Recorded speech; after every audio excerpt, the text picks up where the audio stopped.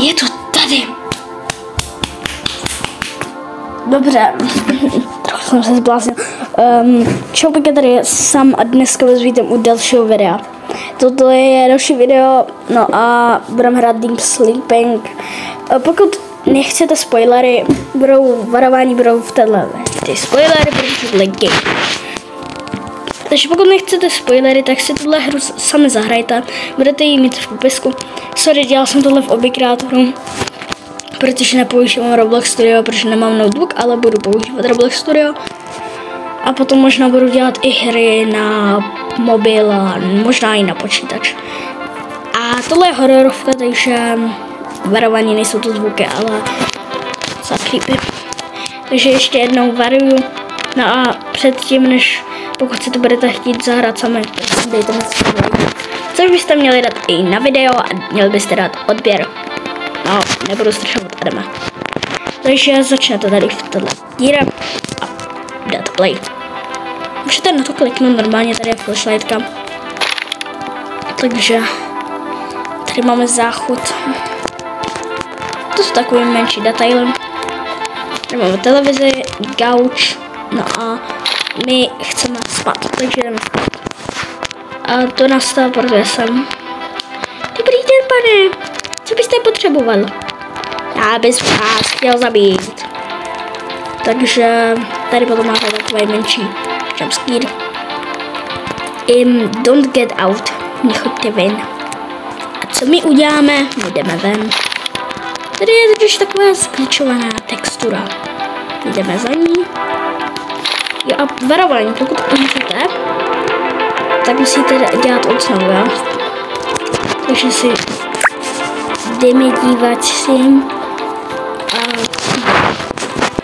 tady máme druhý sen. Tady je trochu víc jiný. A hop. To se trochu blaglo. Nevím, co je s tím špatně. Hop. Tady máte takový menší parkour. Tady, jak přijdete sem, tak prosím dotkněte se tohohle štýlu.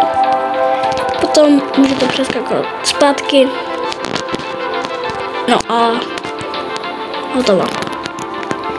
Jo a můžete si to tady prohlídnout, tady máme židli, tady máme sporák, a tady je krb a ještě, no, spíš ohniště. Tohle video bude hodně krátký, ale prostě nejde to moc natáhnout. A jste tady ve třetím snu, tady je pyramida. Taková. Zkusím se dostat sem.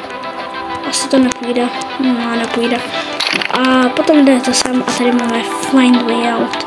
Samozřejmě tady se nedostaneme a tady by nebudeme chodit. Správná cesta je tady. Jo. A tady je U-Von. Vyhráli jsme. Teď vám ukážu ty mechanismy.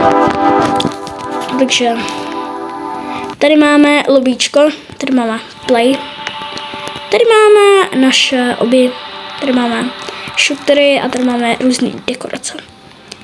Toto je náš barák. Také vypadá zvenku, vypadá líp, teda vevnitř, ale to je jedno. Aspoň víte. Tady máme venek.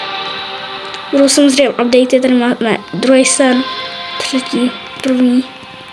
Ještě tady je čtvrtý, tady je samozřejmě vám jako takhle.